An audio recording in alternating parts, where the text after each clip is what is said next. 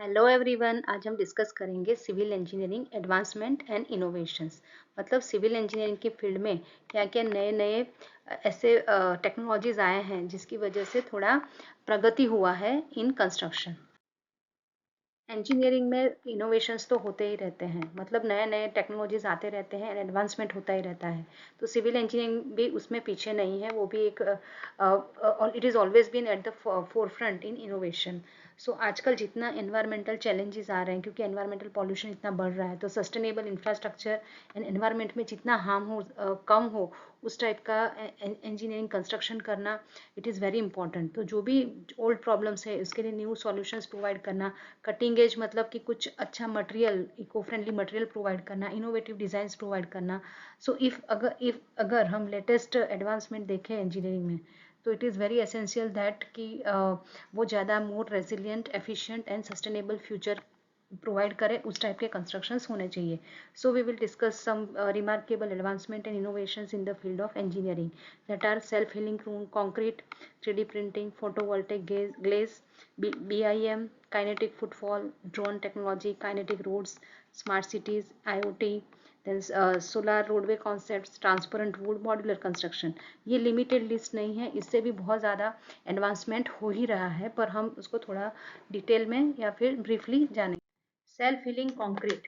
कोई भी civil engineering structure में सबसे बड़ा प्रॉब्लम होता है क्रैक्स का, जो जनरली डेवलप होता है due to exposure of water and chemicals. तो रिसर्चर ये सर्च करते हैं कि ऐसा कोई मटेरियल डेवलप किया जाए जिससे वो सेल्फ रिपेयर हो जाए। सो कंक्रीट के अंदर बैक्टीरिया डाल के उसको क्रैक को हील करने का ये एक तरीका होता है, जिससे लाइफ स्पान ऑफ स्ट्रक्चर बढ़ सकता है and that reduce the cost. तो उस टाइप का कंक्रीट जो सेल्फ हीलिंग करता है, अपने आप को क्रैक को ऑटो रिपेयर करता है, इसे बोला जाता है self healing concrete. It does not only seal the cracks but also उसको पार्शियली या entirely recover the mechanical properties also. इसकी वजह से उसको सेल्फ रिपेयरिंग कंक्रीट भी बोलते हैं। बाथ यूनिवर्सिटी के रिसर्चर्स ने ऐसा सेल्फ हीलिंग कंक्रीट बनाया है जिसमें जो मिक्स है उसके अंदर बैक्टीरिया डालते हैं माइक्रो कैप्सूल में, मतलब माइक्रो कैप्सूल में बैक्टीरिया होते हैं, और जब पानी एंटर करता है, क्रैक है अगर आपके स्ट्रक्चर में, अगर पानी एंटर करता है तो जर्मिनेट होते हैं and that will produce limestone that plugs the crack. तो प्लग कर लेता है क्रैक को, एंड वाटर एंड ऑक्सीजन को चांस मिले कि वो स्टील एनफोर्समेंट को करोड़ करे, मतलब उसको काट खाने का जो वो प्रोसेस है वहां तक ना पहुंच पाए।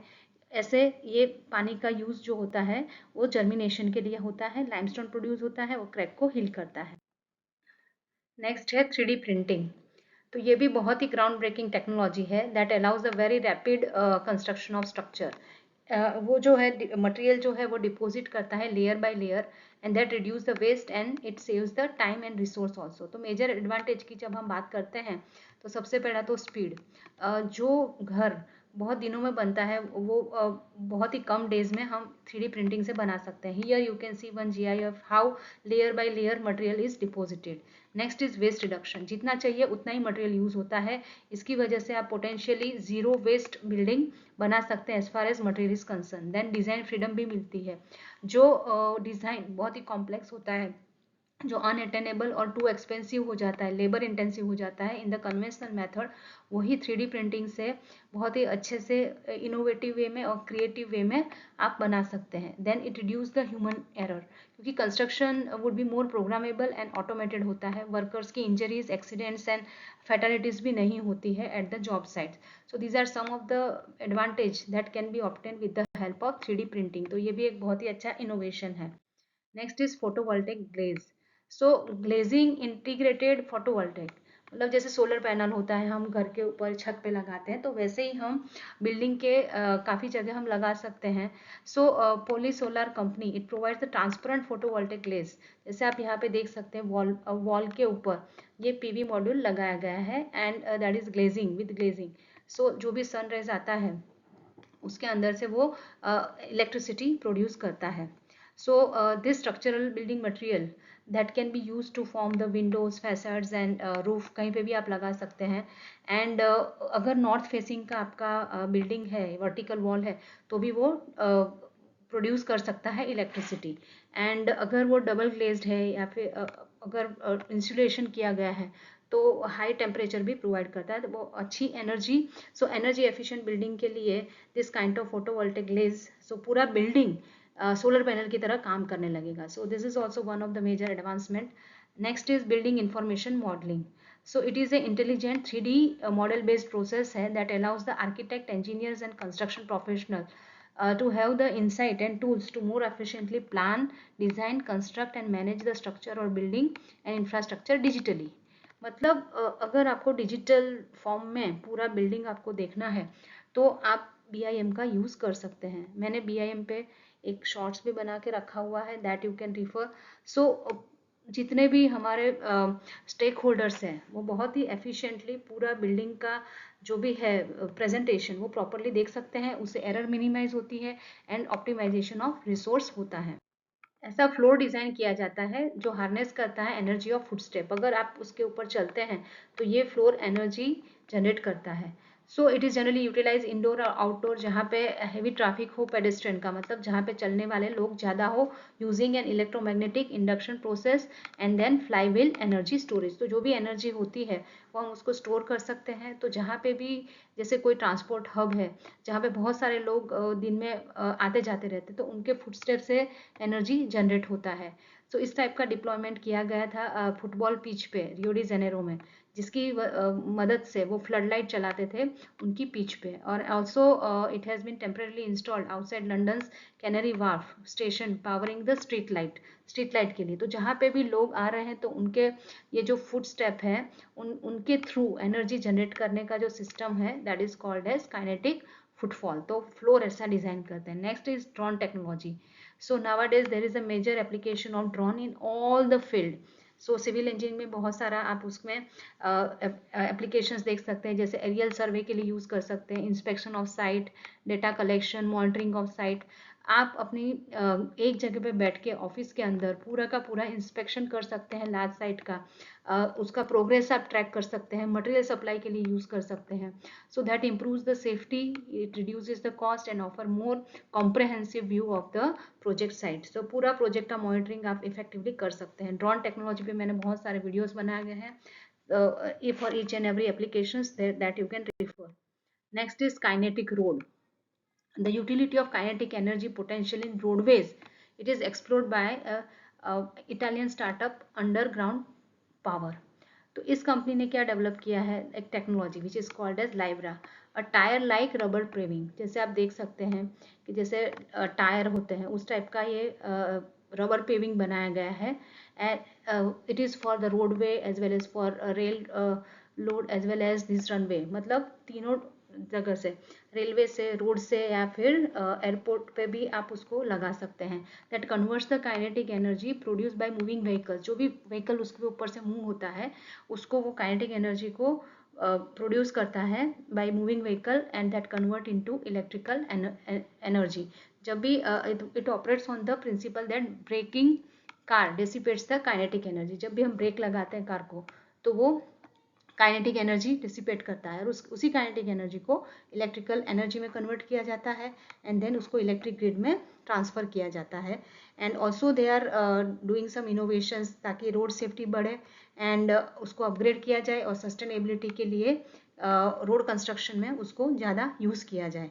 सो रोड में से भी एनर्जी हम निकाल सकते हैं। Next is smart cities. तो स्मार्ट सिटीज़ के अंदर बहुत सारे टेक्नोलॉजीज एंड इनोवेशंस होते हैं and so many online services that are to be provided with the core infrastructure. जो कोर इंफ्रास्ट्रक्चर होता है physical, then institutional, then economical, और सब में आपको आईटी एंड कम्युनिकेशंस का यूज़ करना है। तो smart traffic management system, energy management, traffic congestion कम होता है क्योंकि आपके पास CCTV and proper traffic management होता है। Then intelligent waste management solution, optimisation of garbage collection route, online services to all the municipal facilities, ये सब प्रोवाइड करके हम एक अच्छा स्मार्ट सिटी बना सकते हैं। स्मार्ट सिटी पे भी हम मेरे वीडियो लेक्चर्स अवेलेबल है, you can go and refer that in for detail. So हम more sustainable and liveable city जब बनाते हैं तो उसे स्मार्ट सिटी बोला जाता है। सो बेसिकली कोर इंफ्रास्ट्रक्चर जो चाहिए वो सब कुछ प्लस उसके अंदर आईटीसी मतलब इंफॉर्मेशन टेक्नोलॉजी एंड कम्युनिकेशन का प्रॉपर यूज़ करना। इंटरनेट ऑफ थिंग्स मतलब IoT, उसमें बहुत सारे डिवाइसेस एक दूसरे से कनेक्टेड रहती है, जिसमें इजीली डेटा ट्रांसफर होता है और you can track many thing. So it is very useful for the smart building construction as well as smart cities. जैसे बहुत सारी चीज़ें जो घर में कंट्रोल करनी होती है, climate control, window control, then some smart speaker और sensor through that lighting operate करना.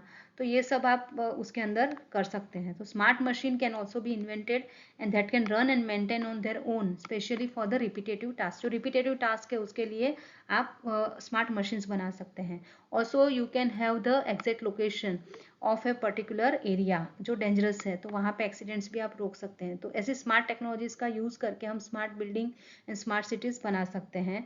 And also it is useful in reducing the carbon footprint. Next concept है सोलर रोडवेज का, मतलब सोलर रोड्स.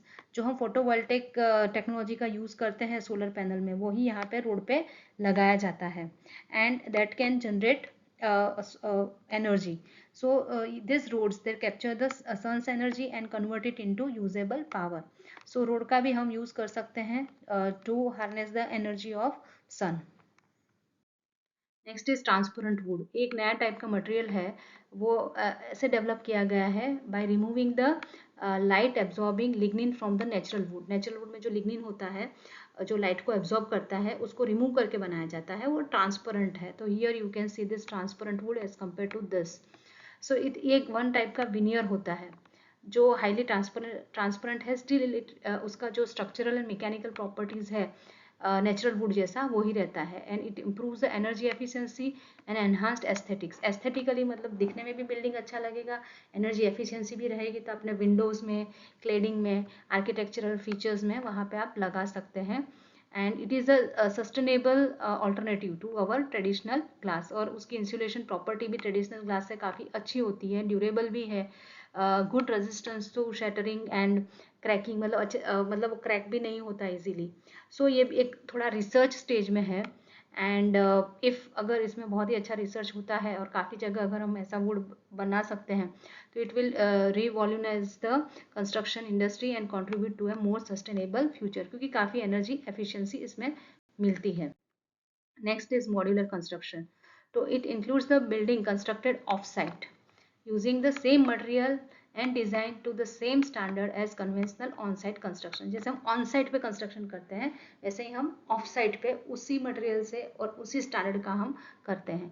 तो उसकी वजह से क्या होता है कि हमारा जो environment पे impact होता है वो कम हो जाता है, और जितना चाहिए उतना ही हम deliver करते हैं component.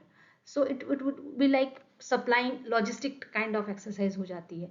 एंड उसकी वजह से क्या होता है कि हमको सस्टेनेबिलिटी के लिए बेनिफिट मिलता है, क्योंकि फ्यू व्हीकल मूवमेंट होता है, लेस वेस्टेज होता है, जितना चाहिए उतना ही और जब चाहिए तभी वो सप्लाई किया जाता है. तो हियर यू कैन सी कैसे मॉड्यूलर कंस्ट्रक्शन हो रहा है.